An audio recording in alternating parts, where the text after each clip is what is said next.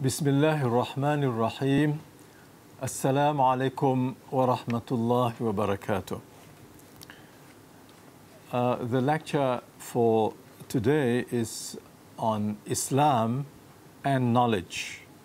And I will begin first with Islamic epistemology.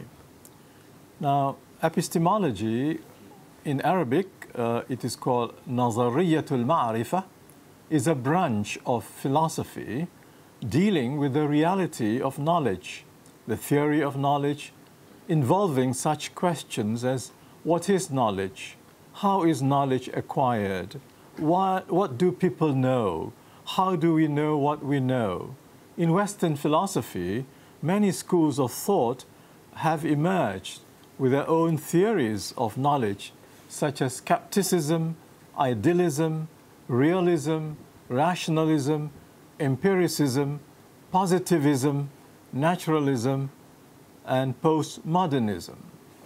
Islamic epistemology refers to the Islamic perspective on knowledge, the reality of knowledge, its sources, aims and objectives, types of knowledge, limits of knowledge, and the role of scholars or ulama. Now, the concept of knowledge in Islam. Knowledge is an attribute of Allah subhanahu wa ta'ala, and all knowledge originates from Allah as the all-knowing, al-alim.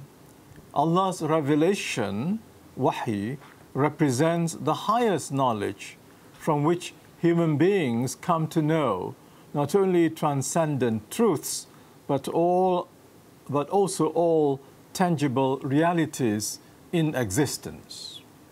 The most important knowledge in Islam is the knowledge of God, His attributes, His names and His acts.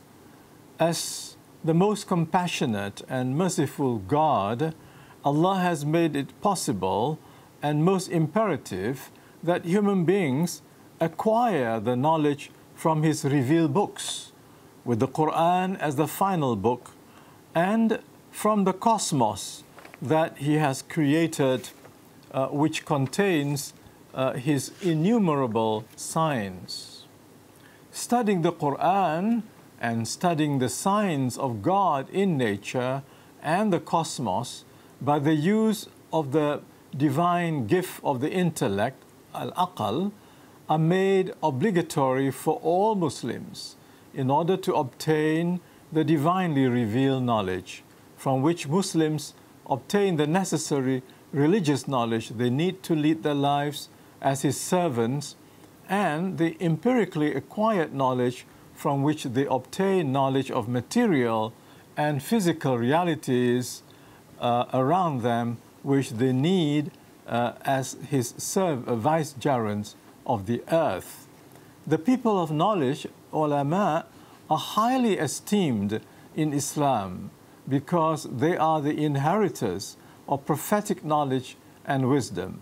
So are the scholars of worldly sciences, provided their methodology for acquiring the worldly sciences are based on aqidah of Tawheed, or the belief system in the uncompromising and absolute oneness of God and the worldview of the Quran. As both transmitted sciences, ulum naqliya, and intellectual sciences, ulum aqliya, are necessary to provide a comprehensive and integrated knowledge of religious truths and intellectual truths, Islamic educational institutions are required to integrate the two branches of knowledge in the curricula. With regard to the importance and complementarity of the two sources in Islamic epistemology, the late Professor Ismail al-Faruqi explains, and this is a quotation from his book, Islamization of Knowledge, General Principles and Work Plan. He says, Allah subhanahu wa ta'ala has bestowed man with reason, which is a tool required to know the world around him, to utilize it in satisfying his needs and in shouldering his responsibilities as a vicegerent of God. On the other hand, divine revelation is meant to guide man towards knowledge of the aims of religious life, of the definition of its responsibilities, and of ascertaining its components. Revelation enlightens man, despite his limited mental powers, about metaphysical concepts. This is from the book which I mentioned just now, Islamization of Knowledge. Now I come to sources of knowledge. Knowledge, according to traditional Islamic epistemology and theology, consists of four sources. First, al-khabar al-sadiq, or true report. Second, al-aqal al-salim, sound intellect. And third, al-hawas al-khamsa, or five senses. And fourth, al-ilham, or spiritual intuition.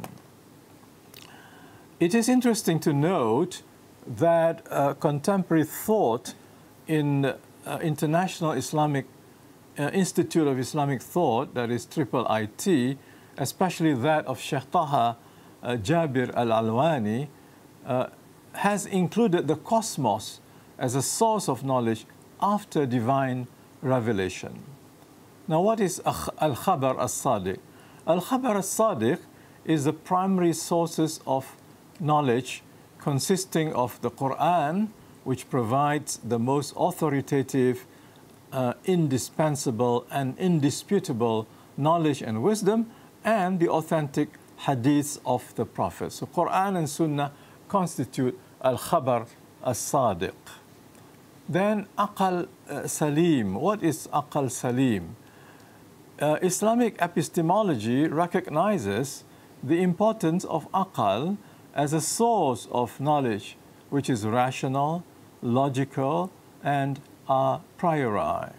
Human beings are charged with religious obligations by virtue of their having the sound reason. The soundness of aqal is an important condition because without it, reason can be influenced by emotions, imaginations, and speculative thought. Now, what is al-hawas al-khamsa, or the five senses? The five senses provide knowledge which is empirical.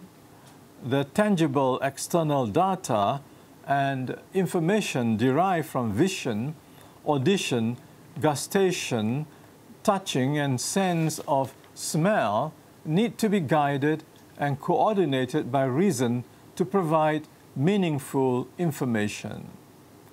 Then ilham. What is ilham?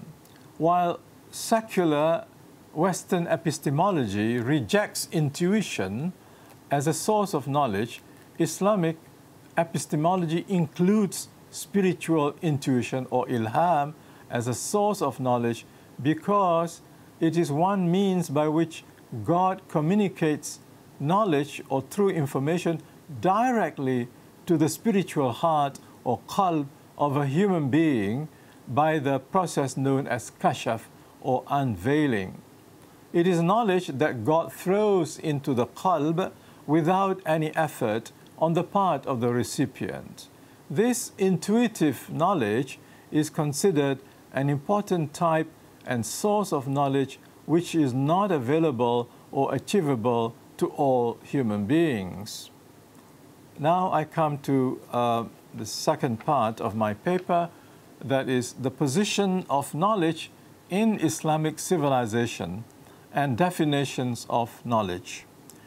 The preeminent position given to knowledge in the religion and civilization of Islam is well known among Muslim scholars, and many books have been written on this subject. The awareness of this fact among non-Muslim scholars is lacking, but one notable exception needs to be highlighted. Franz Rosenthal, 1914-2003, a professor of Semitic languages at the University of Yale from 1956 to 67, has to be credited with being the first non-Muslim scholar to have produced the most exhaustive study in English to date on the supreme importance of knowledge in Islamic religion and civilization.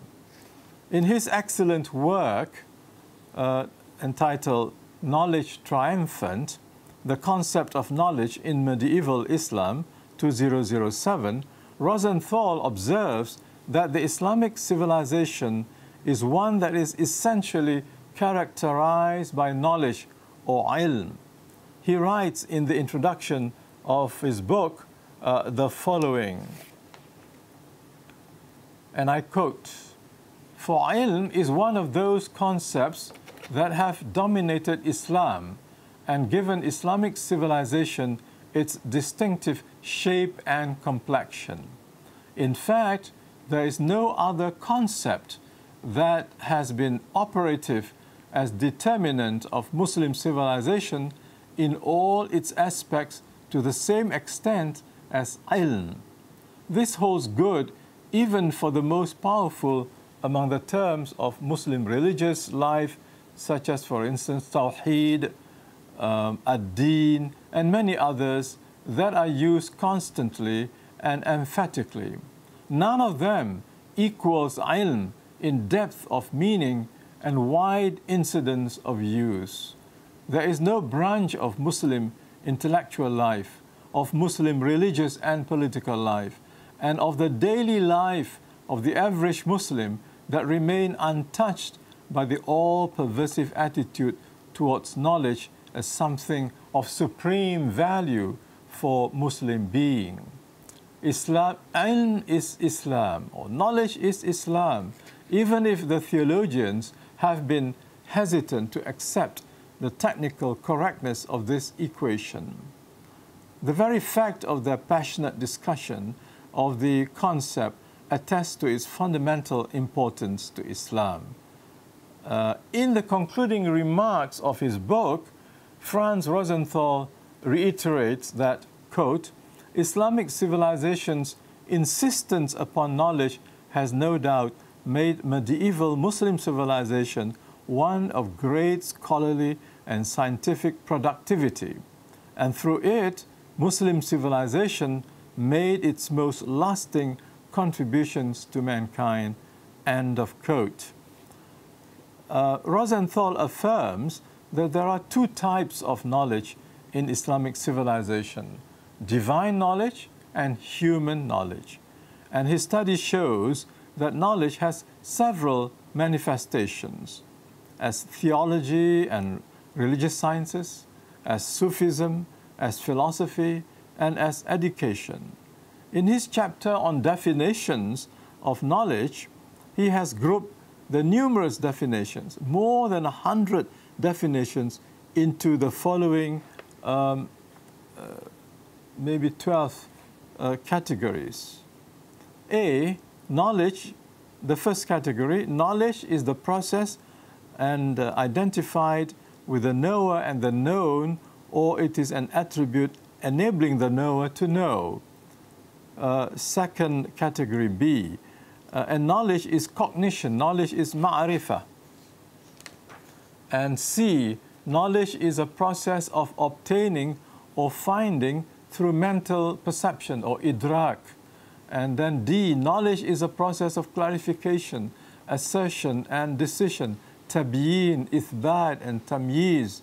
And then E, knowledge is a form, surah, a concept or meaning, ma'na, a process of mental formation and imagination, tasawwur or perception, and of mental verification, tasdeeq, a perception. F, knowledge is defined as belief. G, knowledge is defined as remembrance, imagination, an image, a vision, an opinion. H, knowledge is defined as emotion. I, knowledge is a relative term. J, knowledge may be defined in relation to motion. K, knowledge is conceived as negation of ignorance, adamul jahl.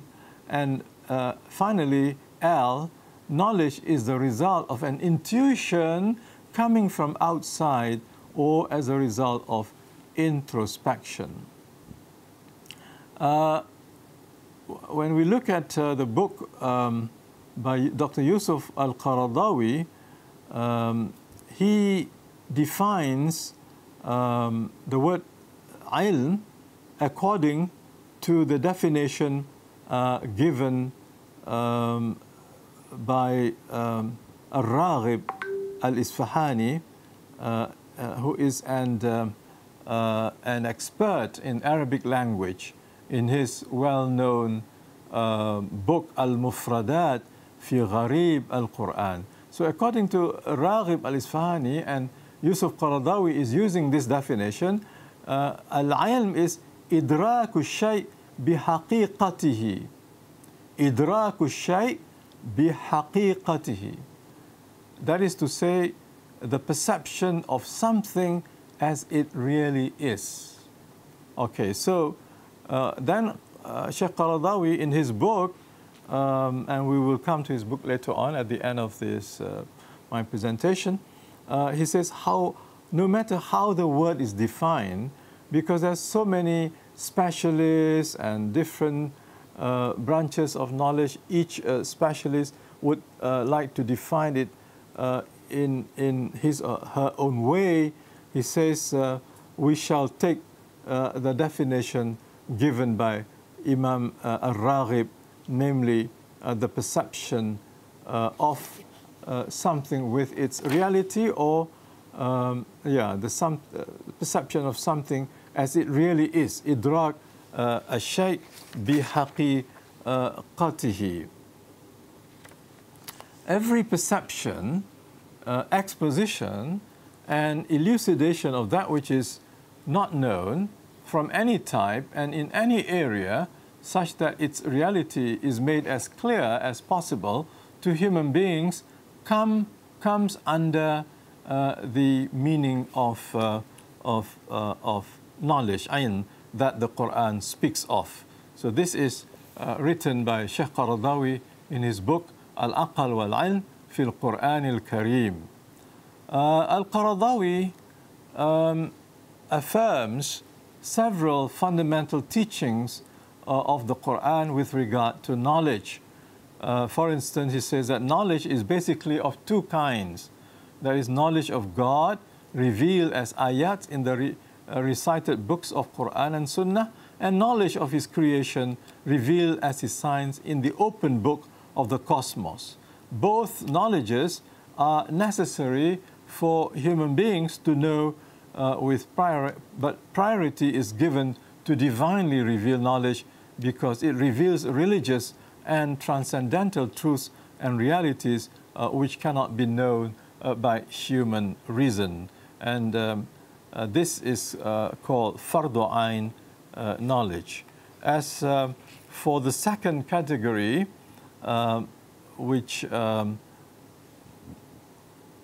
is obtained from observing what is going on in the cosmos, this category of knowledge is called fardu kifaya knowledge.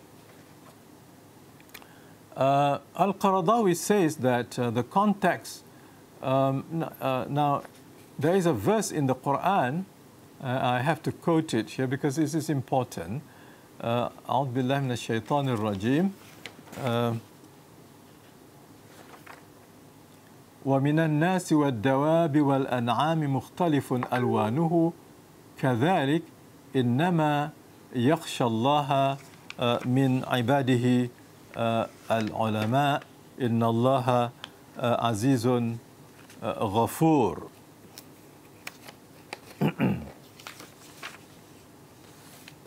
Sorry, I should begin from with أعوذ بالله من الشيطان الرجيم. This is from Surah Fatir, verses 27 to 28.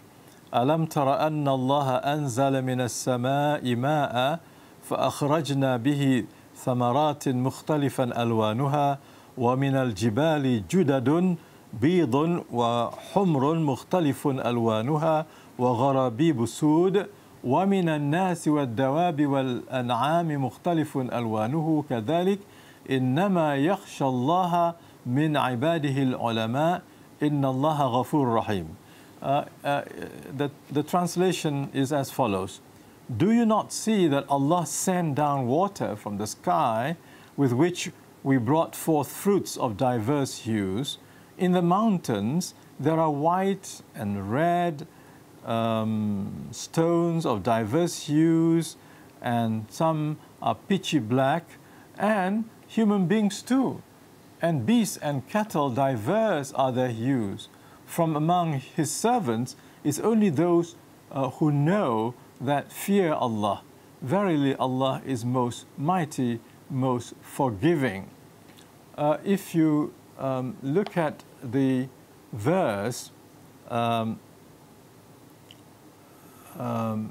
it is clear from the words used in the verse that Allah is referring to physical phenomena in nature. And then Allah says that the most fearful of Allah among His servants are the scholars. Now, some Muslim commentators of the Quran say that the scholars referred to in this ayah are actually religious scholars. But this is disputed by Sheikh Qaradawi.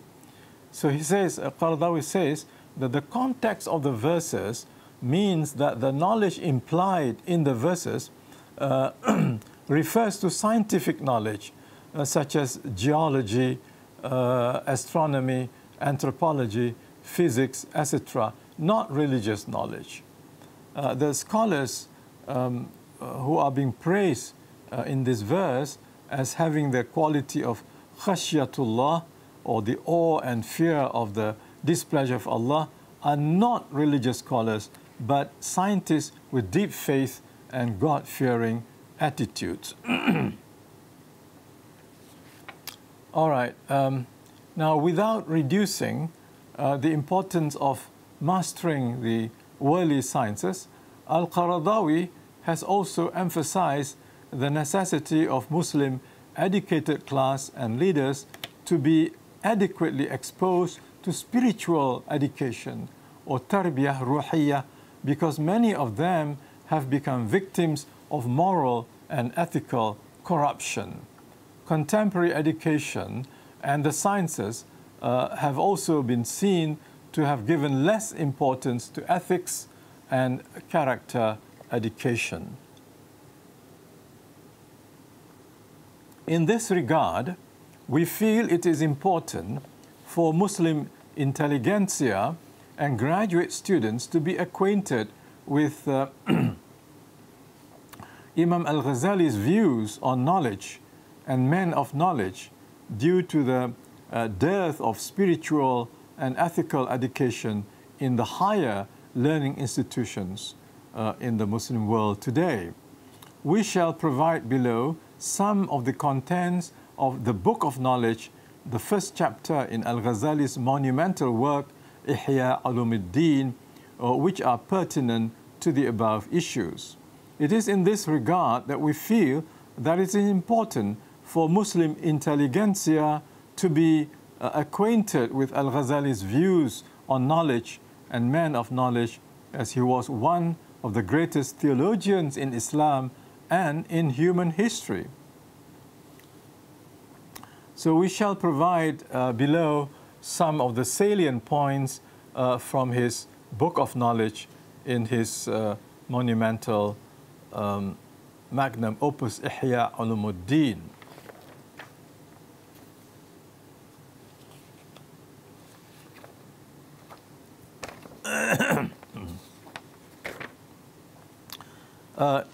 In the introduction to the English translation of the book, we have the words given by Dr. Hamza Yusuf, who is the president of Zaytuna College in California and who has studied Imam Ghazali's works in great depth. He says Imam al-Ghazali understood that knowledge is the starting point of any revival of the Islamic spirit. So he began his spiritual magnum opus, the Ihya, with a book of knowledge. However, he redefined knowledge as something deeper than simply rote memorization. So apparently during al-Ghazali's time, there were people who thought that knowledge meant just memorization. All of learning should be directed towards true knowledge, that is, knowledge of God.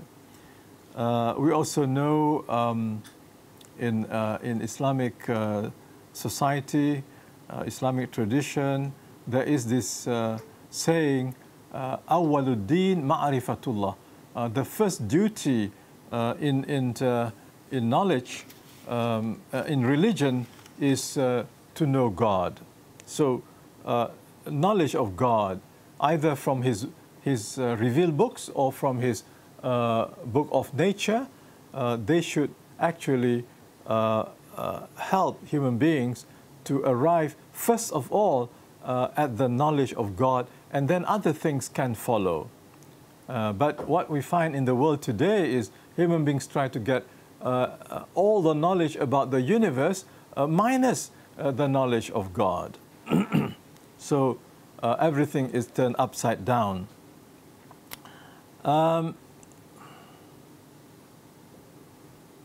Al-Ghazali's premise is that there are essentially two kinds of knowledge: practical knowledge, mu'amala, and spiritual knowledge, mukashafa. He makes it clear that his book, the Ihya, is solely about practical knowledge. Now we come to the virtue of knowledge. Fadila al-ilm. On the virtue of knowledge, learning and evidence founded on transmission and reason, Al-Ghazali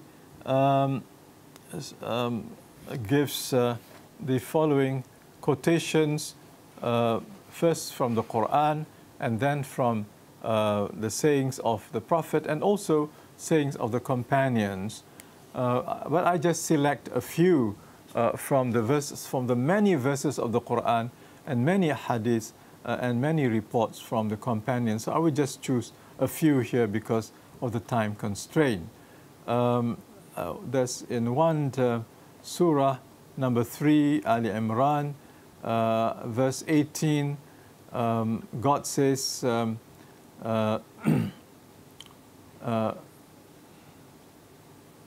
that God witnesses that there is no deity except Him, and so do the angels and those of knowledge. So people of knowledge are grouped together with the angels. And then the Quran also says, and this he's referring to the earlier verse of Fatir, verse Surah Fatir, verse 28, from among His servants only those who fear God are those who have knowledge. Then he quoted, Al-Ghazali quoted from Ibn Abbas, a companion who said that the scholars are superior to the believers by 700 levels.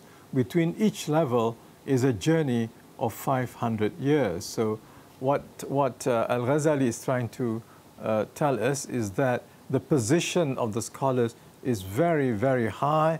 The position comes second after the prophets.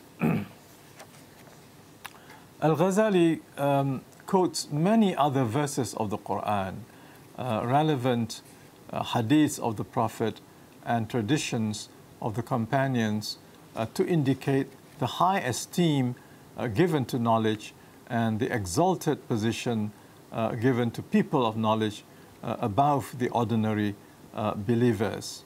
both the Quran and the Sunnah exhort mankind to the necessity of acquiring pure and accurate knowledge, not conjecture. By conjecture, the word used in the Quran is zan. For human beings to have the right values and attitudes to pursue the right way of living.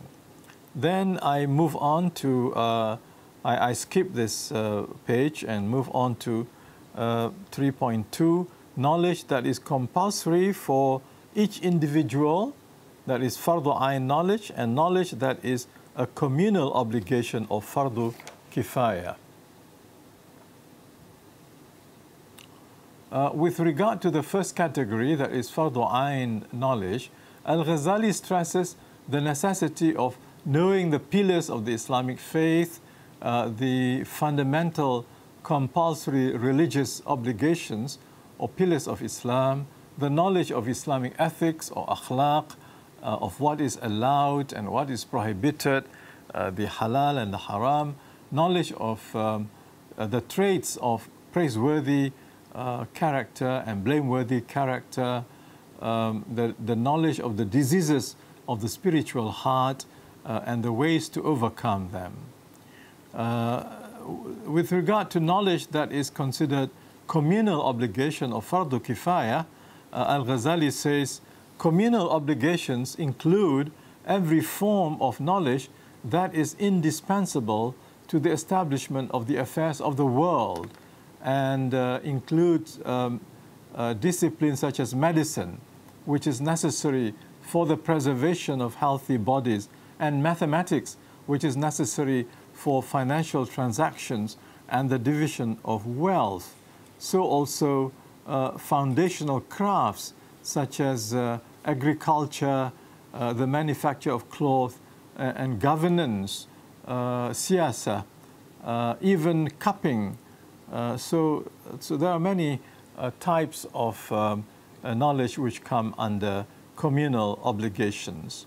Then Al-Ghazali stresses the necessity to be wary of blameworthy disciplines or blameworthy knowledge, and be searching for praiseworthy knowledge. For praiseworthy knowledge, he identifies 4 such categories. Number 1 is what he calls the usul, the fundamentals, namely the Quran, the Sunnah, Ijma', and the traditions of the Sahaba, and also the subsidiary branches of knowledge, which are innumerable and cover all those that bring good, public good, maslahah in this world, and that are beneficial in the hereafter. So that those then also the preliminary tools required for mastery of the fundamental disciplines. So these are what constitute the praiseworthy knowledge. Then Al-Ghazali clarifies that what we should be, what ordinary Muslims should be seeking for is this kind of knowledge, the praiseworthy knowledge and knowledge of practical, of use to improve oneself as a servant of Allah in performing one's duties to Allah subhanahu wa ta'ala, and should try to avoid going into Gnostic knowledge or ilmul mukashafa, knowledge of unveiling, which is not meant for the general body of Muslims, but meant for the prophets and the saints and the special elects of God with those special qualities. Now, regarding the blameworthy qualities which Muslims have to avoid, and these qualities come under the diseases of the heart. So knowledge about the diseases of the heart is fardu ayn knowledge. It is obligatory upon everyone. And Al-Ghazali mentions many here. It takes half a page in Arabic to list all that. So I'm not going to, but it is, I have it in the text, but I'm not going to read it. These include fear of poverty, discontent with Allah's decrees, spitefulness and resentment, envy, dishonesty, ambition to high station, love of praise, love of longevity, to enjoy the mundane pleasures of this world, arrogance, ostentation, anger, conceit, enmity, hatred, acquisitiveness, avarice, passionate craving, loving of the world, and so on and so forth. Then Al-Ghazali gives some reasons why some knowledge is blameworthy. This concept of blameworthy and praiseworthy knowledge is very well known in Islamic civilization and culture, but in the modern world, they do not see this category as something useful, because to them, what is good, what is bad, varies from time to time, and so there is nothing absolutely blameworthy and absolutely praiseworthy. Things change, and therefore you can look for all kinds of knowledge you desire, and then society will decide whether it is good or bad, not God or religion.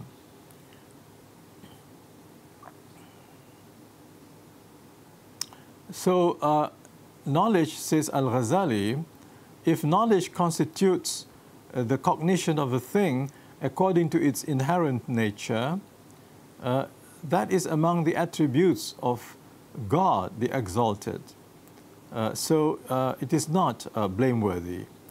And he says that knowledge in and of itself is not blameworthy. It only becomes blameworthy or madhmoom in relation to the rights of the servants.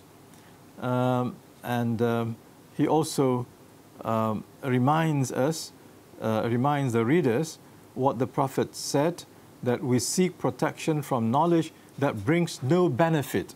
Min ilmin la yanfa. And Al-Ghazali gives three reasons for this. The first is that it causes harm or darar in some manner or another, either to the one who pursues it or to the third party. The second reason is that in most cases it is directly detrimental to the one engaging in it. And the third reason is that immersion in a field in which the seeker is not firmly established. Then Al-Ghazali moves on to a very important aspect of learning in Islam and search for knowledge, and this is the issue of adab, the proper adab, the proper etiquette, the proper manners, the proper comportment, and the proper attitudes which the student and the teacher are required to have. So this is a very important part of Islamic epistemology, that is adab is crucial in the pursuit of knowledge for both students as well as lecturers. And this is very useful for contemporary education to restore. Al-Ghazali describes 10 responsibilities of the student. To give precedence to purifying his soul. I am giving you only just the beginning of the sentences, because you can read from the text. To diminish his ties with mundane occupations, not to conduct himself in an arrogant manner, not to leave a single aspect of the study of praiseworthy sciences or any branch of them without giving them careful consideration, to pursue in each field the best it has to offer, not to delve into all the various fields of knowledge all at once, to understand the manner in which the noble nature of the sciences is ascertained, and to understand the relationship of the sciences to the goals being sought. Then he also describes the functions of the teacher. And he says that the teacher is praised as a person of great worth by the heavenly bodies. He is like the sun that sheds light on others, being thus a light unto himself, or a whetstone that sharpens other things but cuts nothing, or a needle that clothes others but remains unclothed itself, or it is similar to the wick of a lamp that illumines for others while consuming itself in its own flame. In whatever manner one is engaged in instruction, he has taken on a momentous task of great consequences, so let him guard well his conduct and the role incumbent upon him. So what Al-Ghazali is trying to say is the choice that you make to become a teacher is a great choice, because you are actually like you're burning yourself to give light to others. So you are sacrificing your own pleasures for the enlightenment of other people. So it's a great value given to the duty of teaching. Then he lists 8 functions of the teacher. He says the first function of the teacher is benevolence towards his students. He should behave in such a manner that he treats them like his sons. Number 2, the second function is to follow the example of the master, that is the Prophet Muhammad sallallahu alaihi wasallam. May the peace and blessings of Allah be upon him. The third function of the teacher is not to hold back anything from the guidance he provides his students. And the fourth function of the teacher, and among the most subtle of the art of teaching, is deterring the student from reprehensible conduct by way of intimation to whatever extent possible. So the teacher in Islam is not just someone who transfers knowledge, but someone who also tries to mold the character of the students and try to nurture the praiseworthy traits and control the development, the growth of reprehensible, blameworthy traits in the character of their students. The fifth function for the one responsible for certain sciences is not to criticize or disparage other fields of learning to his student. The seventh function of the teacher is to teach the poorly prepared student the clear and evident aspects of the sciences that befit him, and not to mention to him that which beyond this, that there are minutiae that he is keeping hidden from him. And the eighth function is to apply his knowledge. So the teacher is the one who practices what he preaches.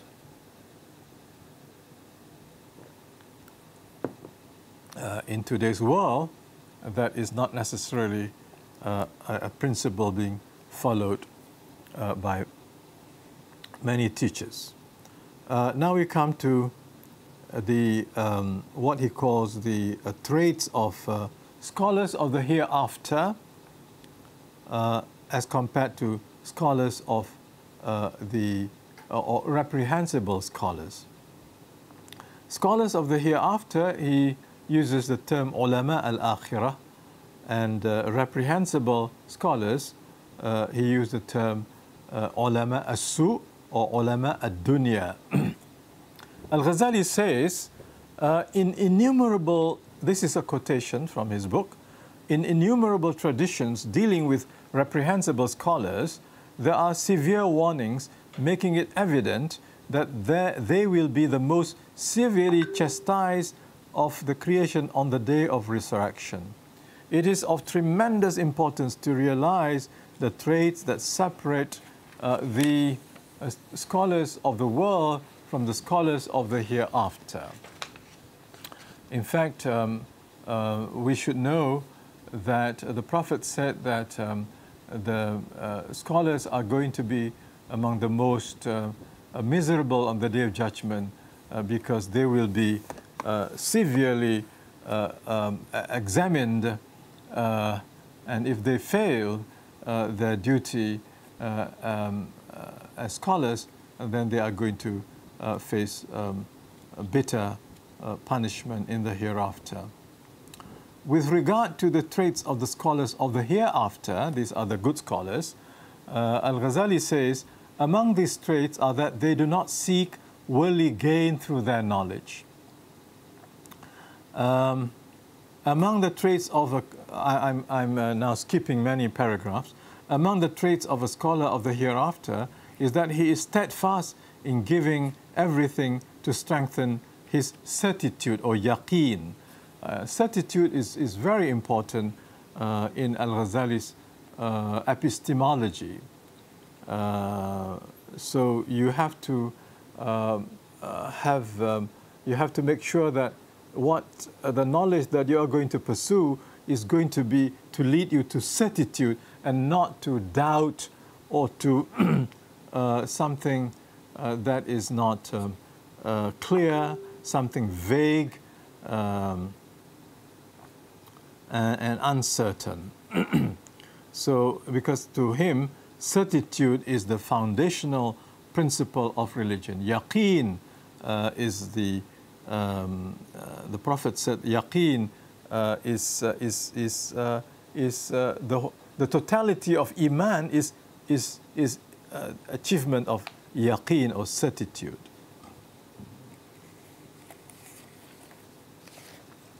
All right, then Al-Ghazali concludes this part by saying, in summary, the majority of mankind only incline towards the easiest things and that which accords best with their natural dispositions. Verily, the truth is bitter, being resolute in it is arduous, comprehending it is demanding, its path is not well traveled, for all that is an unending source of agony for the spirit. We seek protection with God from the pretext of Satan, from which the multitudes have already perished, and we ask God, the Exalted, to place us among those who have not been led astray by the life of this world and who have not been deceived by the deceiver. Now I come to one of the last part in his book is the intellect and the noble nature of the intellect. The last chapter of Al-Ghazali's book of knowledge is devoted to the elucidation on the noble character or noble nature of the intellect. Al-Ghazali says the intellect is the source of knowledge, its point of origin and its foundation. Knowledge springs from it like fruit from a tree, light from the sun and vision from the eye. How could that which is the means to well-being in this world and the hereafter not be of noble character? The noble nature of the intellect is self-evident.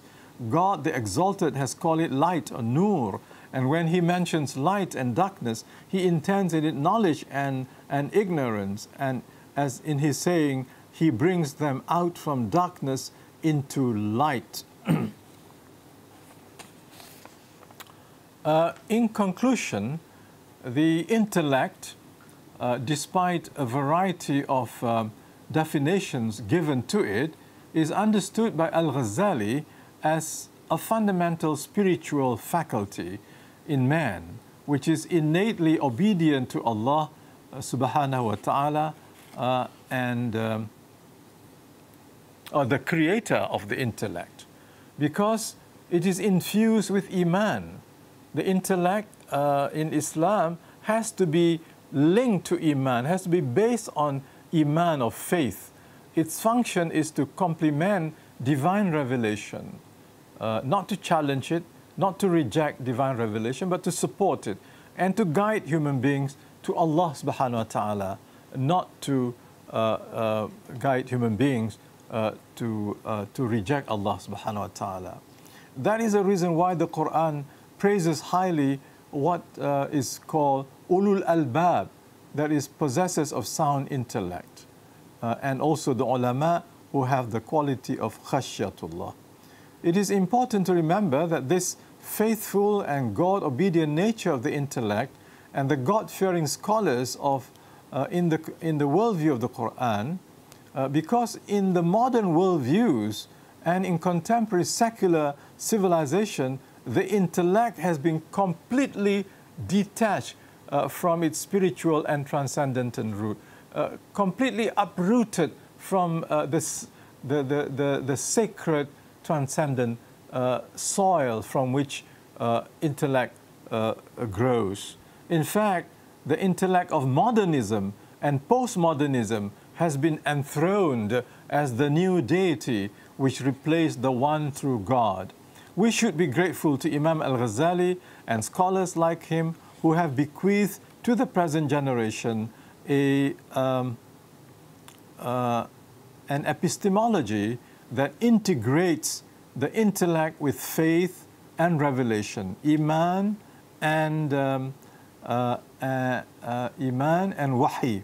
So you have, these are the three very important aspects of Islamic epistemology.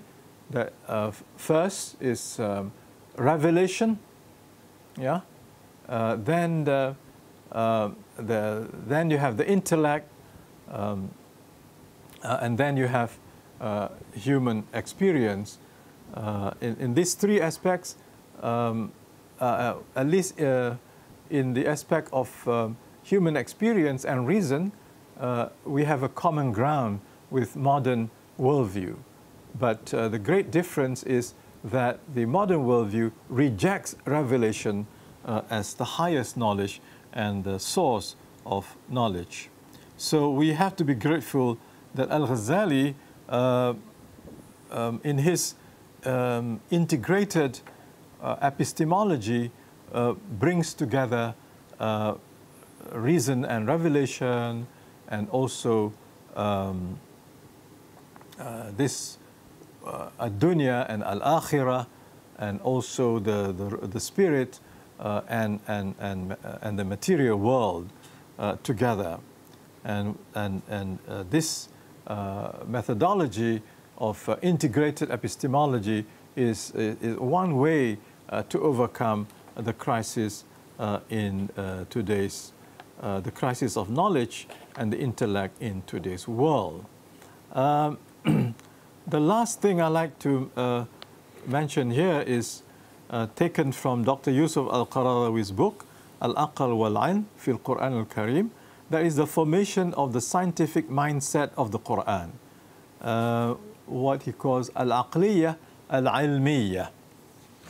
So he mentions the following as some of the most important criteria for the formation of the mentality, the scientific mentality that the Quran wants human beings to have, and certainly the Muslims should have this. Unfortunately, not many Muslims seem to care about the scientific mentality because they, in their study of the Quran, they have forgotten this dimension. But we thank Al-Qaradawi for bringing it up. Space does not allow me to reproduce all the relevant arguments and verses of the Quran which Qaradawi uses, but suffice it to mention that he has presented 7 general principles to support the claim that the Quran really is encouraging Muslims to have the aqliyya ilmiyya, or the mentality, the mindset, the attitude of rationality, rational thinking. So number 1 he says, is the rejection of conjecture. This is all based in the Quran. Yeah? These 7 principles are derived from the Quran. First is rejection of conjecture, opinion, surmise, speculation, which come under the term zan. So rejection of zan in every matter, rafdul zan, which requires conviction or convincing evidences. For instance, when discussing issues regarding the existence of God, it is unacceptable to support such creeds on the basis of zan. Number 2, absence of compliance with desires or emotions. اتباع الأهواء والعواطف in matters of knowledge or science. Then number 3, rejection of blind imitation, التقليد الأعمى, or absolute submission to what the ancestors and predecessors had established. Number 4, rejection of subordination or blind following to the tyrants, overlords, powerful elites and the nobilities in the communities. Number 5, to subject oneself to intellectual observation, التعبد بالنظر العقلي, using intellectual observation to understand oneself, to understand the universe, nature and so on. Then number 6, unacceptance of any claim or contention not supported by evidence. لا تقبل دعوة بغير برهان. Evidence should be in the form of sense perception, historical evidence, rational evidence, or scripture evidence.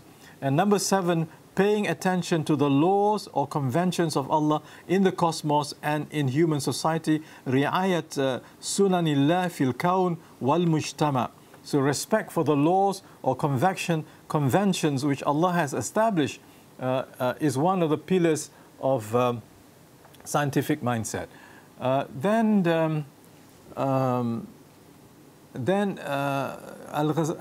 Al-Qaradawi also quotes the view of Dr. Hafiz Hilmi, a biological scientist who appealed many years ago to the Muslim natural scientists. He says, ما هو مطلوب من علماء الكون المؤمنين? What is required of scientists of the cosmos who are believers? He wanted them to present their scientific discoveries to the world community as manifestations of their iman and not merely as scientific facts. And to do that, they need to understand the Quran, the works of Quranic exegetes, and the scientific legacy of Islamic civilizations. And finally, it will be of interest to I have given the names of several Western scientists who embrace Islam after studying the Quran objectively. Thank you very much. Assalamu alaikum wa rahmatullahi wa barakatuh.